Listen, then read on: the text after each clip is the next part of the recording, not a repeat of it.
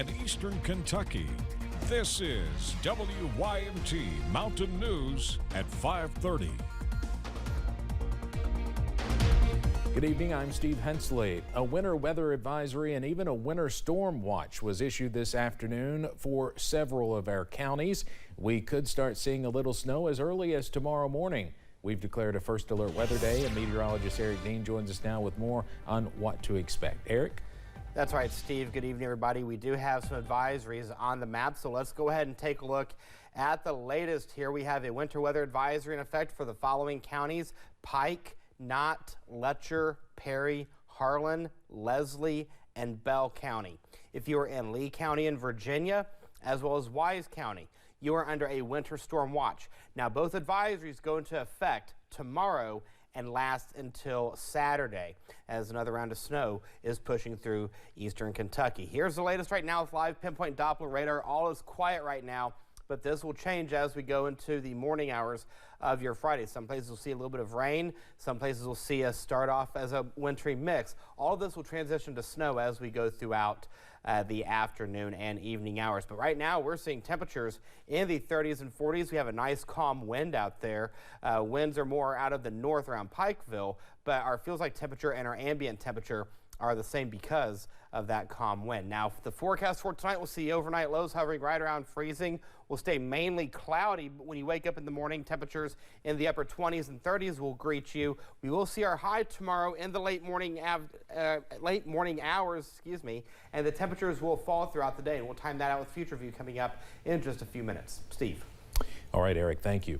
One person is dead after an argument in a home escalated into a shooting in Carter County. State police say it happened in Grayson last night. Troopers say 49-year-old Joseph Greenhill went into a house on Dameron Mayo Road where he was shot and later died. They say Greenhill was arguing with another person before the shooting, but they have not filed charges. The case will be turned over to a grand jury to decide what, if any, charges should be filed.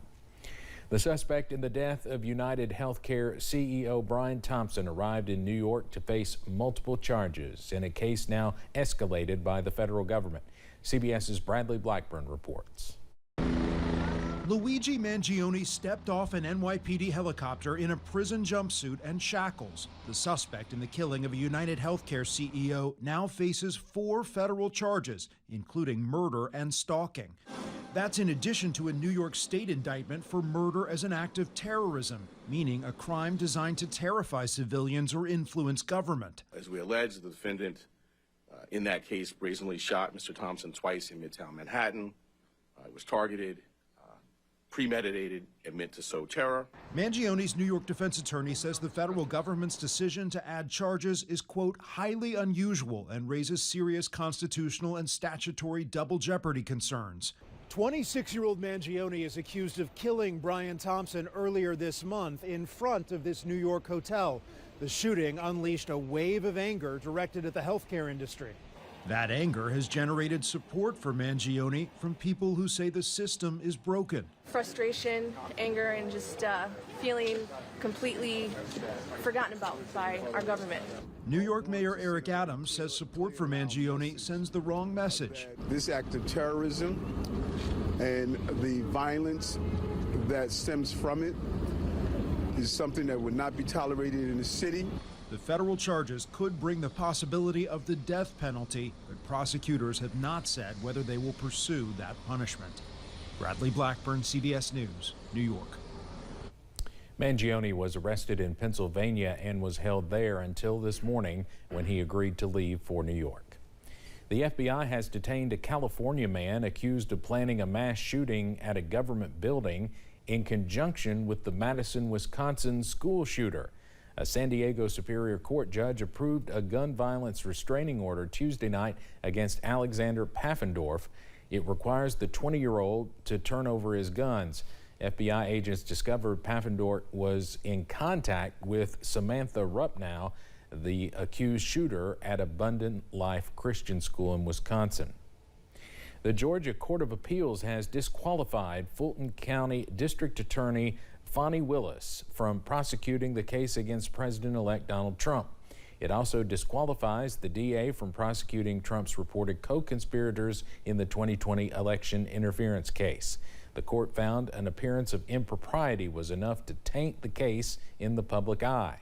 Willis had a personal relationship with the special prosecutor she hired to handle the case. The clock is ticking toward a possible government shutdown after a bipartisan deal to keep it open fell apart yesterday.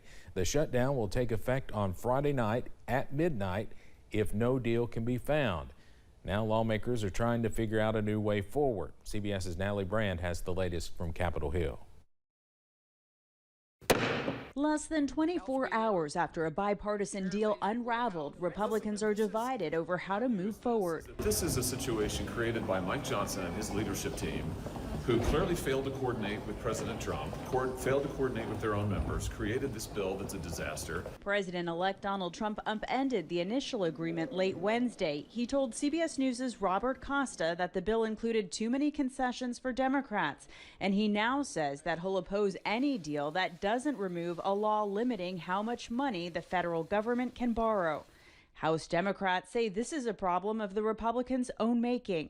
We are prepared to move forward with the bipartisan agreement that we thought was negotiated in good faith with House Republicans, along with Senate Democrats and Senate Republicans.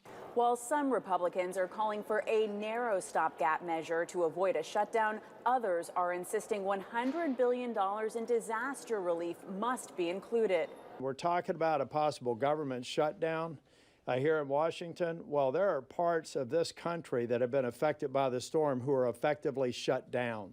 And until we fund them, they have no hope. The latest funding fight also has some Republicans raising questions about Mike Johnson's future as House Speaker. This is what you get with Mike Johnson.